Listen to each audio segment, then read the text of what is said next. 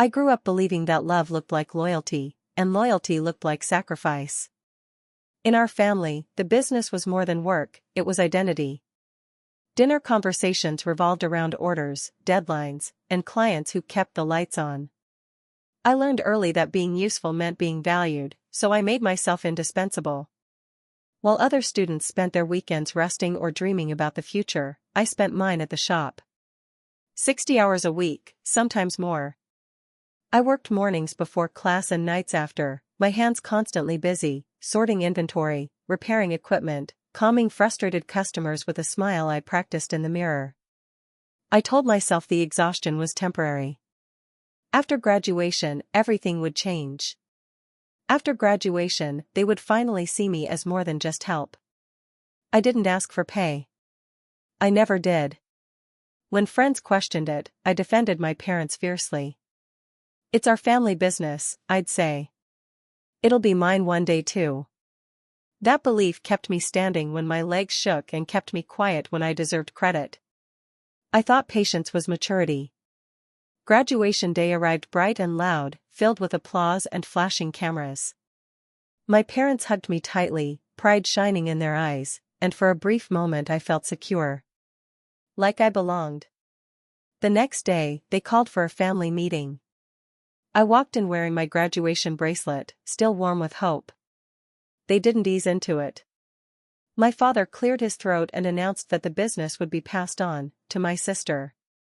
He spoke about vision and leadership, about the future, using words that felt rehearsed. My sister smiled nervously, hands folded in her lap. I waited for someone to turn to me and say, "Of course, you too." No one did. I laughed, a small confused sound. "So, what's my role?" My mother sighed, the way she did when I asked questions she didn't want to answer. She looked at me with a softness that somehow hurt more than anger. "You're just good with your hands," she said. "Not your brain." The room went quiet, but my head rang. I thought of every system I had improved, every client I had saved, every late night solving problems no one else wanted to touch. I thought of the spreadsheets, the planning, the decisions quietly left to me because I was reliable. I wanted to argue. To list everything I had done. But the words stayed stuck in my throat. Defending myself suddenly felt childish, like begging to be chosen. My sister didn't say a word. That night, I lay awake staring at the ceiling, replaying the sentence over and over. Good with your hands. As if that was all I was. As if my mind had never mattered. The next morning, I didn't go into work. For the first time in years, I let the business open without me. And as terrifying as that silence felt, a quiet truth began to surface. If they couldn't see my worth after everything I gave, then maybe it was time I stopped proving it to them. That was the moment the house I had built with my hands finally stopped feeling like home. The first week I stopped showing up felt unreal, like I was skipping school and waiting to be caught. I kept my phone beside me at all times, volume turned all the way up, expecting my parents to call, angry, confused, demanding to know where I was. They didn't. The silence was heavier than any argument could have been.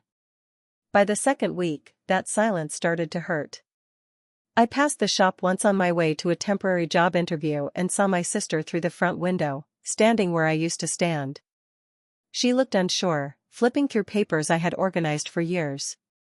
For a moment, instinct tugged at me. I almost walked in. Almost saved her from a mistake that would cost time, money, and reputation. Then I remembered my mother's voice, calm and certain, and I kept walking. Walking away didn't feel brave. It felt like failure. Without the business, I had no title, no savings, no safety net. I took short-term contracts, manual work, anything that paid. My hands ached in new ways now, and sometimes I wondered if my mother had been right. Maybe I was only good for labor. Maybe all those nights I spent planning and problem-solving had never really mattered. At night, doubt crept in like a familiar enemy. I replayed the family meeting, the unspoken agreement that my sister was worth investing in and I wasn't. What hurt most wasn't losing the business, it was losing the belief that fairness existed in my family. that effort would be rewarded. That love meant equity. I didn't hear from my parents until a month later. My mother sent a short message asking how I was doing. No apology. No acknowledgement. Just polite distance, like I was a distant relative instead of the daughter who had kept their company alive. I replied that I was fine. It was easier than explaining the truth, that I felt hollowed out. Slowly, something unexpected began to happen. Clients I had worked with for years started reaching out to me directly. At first, it was small questions. Do you know who handles this now? Or can you explain why this process changed? I answered carefully, never overstepping. But each message reminded me of something I had forgotten. They trusted me. Not the company name. Not my parents. Me. I began to see the business differently, not as something I had lost, but as something I had helped create. The systems, the relationships, the quiet respect, I carried those with me. They hadn't been taken. They had been ignored. One evening, after a long day of work, I sat at my kitchen table and wrote down everything I knew how to do. Not just the physical tasks, but the thinking behind them. Strategy. Negotiation. Crisis management. I filled page after page until my hand cramped. When I finished, I stared at the list and felt something unfamiliar bloom in my chest. Confidence. For the first time, I wasn't waiting to be chosen. I wasn't hoping for permission. I was standing on my own knowledge, my own experience, my own strength. I had walked away empty-handed, yes, but I was finally beginning to understand that what mattered most had never been something they could give or take away. And somewhere deep inside, beneath the grief and anger, a quiet determination began to grow. I knew the call would come long before it did. Businesses don't collapse loudly at first, they fracture in quiet places. Missed details. Broken trust. Relationships neglected because someone assumes loyalty is automatic. I felt it in the messages from former clients, in the hesitation behind their words. The foundation I had built was still there, but no one was maintaining it. The phone rang on a gray afternoon while I was finishing a contract job. I didn't need to check the screen to know who it was. My father's voice sounded older than I remembered. Careful. Measured. He spoke the way he did to difficult clients, not to his daughter. "We're having some trouble," he began. "Our biggest client is unhappy." I leaned back in my chair and closed my eyes, letting him talk. He explained delays, confusion, complaints that had gone unanswered for too long. Then he paused, the silence stretching until it almost became an admission. "They're asking for you." Hearing that didn't bring the satisfaction I'd imagined. It brought a strange sadness instead. I thought of all the times I'd warned them about that client's expectations, how detail-oriented they were, how easily offended by carelessness. None of that had mattered when they believed I was replaceable. "What do you want me to do?" I asked quietly. My father exhaled. "Help us. Just until things stabilize." "Us? Not you. Not me. Not I'm sorry." He offered vague promises, better communication, maybe a role later, things we could discuss. The same empty language that had erased me once before. I realized then that they hadn't called because they finally understood my worth. They called because they needed it. "I need time to think," I said. That evening, I met with the client on my own. Not in secret, not out of spite, but because they asked. We sat across from each other in a quiet cafe, and for the first time, they spoke freely. They told me how lost they felt after I left, how the company no longer listened, how decisions felt careless. "You were the only one who ever really understood our needs," they said. I didn't feel proud. I felt validated. They asked me a question my parents never had: "What are you doing now?" I told them the truth, that I was working independently, that I was rebuilding, that I wasn't sure what came next. They listened. Then they made an offer, not of money first, but of respect. Partnership. Trust. When my father called again the next day, I had already made my decision. I can't come back, I said calmly. Not like before. There was a sharp edge in his voice then. Confusion. Disbelief. After everything we've done for you? The words didn't hurt anymore. I understood them now. They believed providing a place to work was the same as believing in me. I wish you well, I said. And I meant it. Hanging up, I felt something shift permanently. I wasn't rejecting them out of anger. I was choosing myself out of clarity.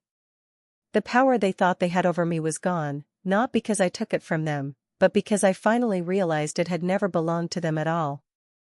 I didn't want revenge the way movies show it, loud, dramatic, vindictive. I wanted something quieter, something undeniable. Something that wouldn't need justification, because success itself would speak louder than any argument or apology could. The first step was my own company. I didn't borrow money, I didn't call on my parents, and I certainly didn't beg for recognition. I started small, in a sunlit corner of a rented office with just a desk, a laptop, and the knowledge I had accumulated over years of unseen labor. The skills my mother had said were just my hands suddenly mattered in ways I had never realized. I knew systems, workflows, client behavior, and crisis management better than anyone in the industry. I didn't need a fancy title. I had competence, and competence never forgets.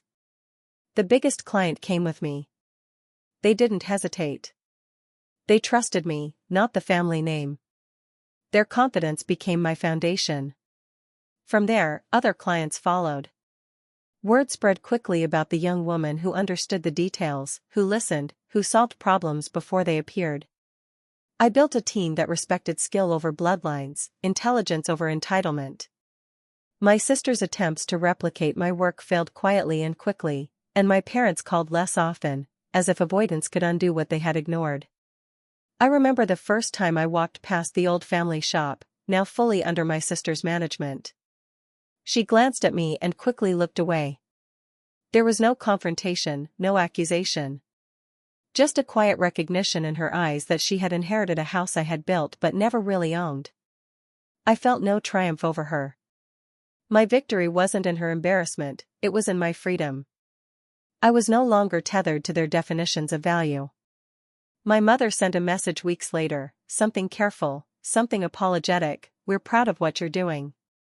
I didn't reply. The pride she had withheld when I needed it most was meaningless now. My father tried the same, suggesting I might return to help with a special project. I thanked him politely, but the truth was clear, I didn't need their permission anymore. I never had. The revenge, if it could be called that, was perfect because it was silent. I didn't humiliate them. I didn't expose them.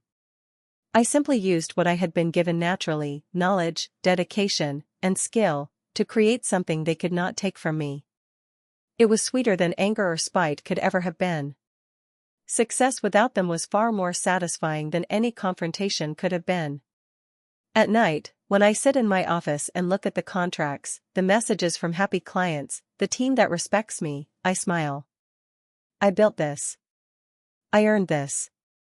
My hands, once dismissed, are now instruments of creation and proof.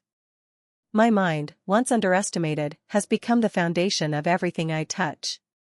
And in that quiet, unshakable truth, I finally understand what revenge really is, not breaking someone else, but elevating yourself beyond what they ever imagined you could become. I am no longer their daughter in the shadows of a business. I am my own woman, and I am unstoppable. They can watch, and they will see. But it's too late. The only thing left to do is keep building, keep thriving, and keep proving every day that I was never just good with my hands. I was always much, much more.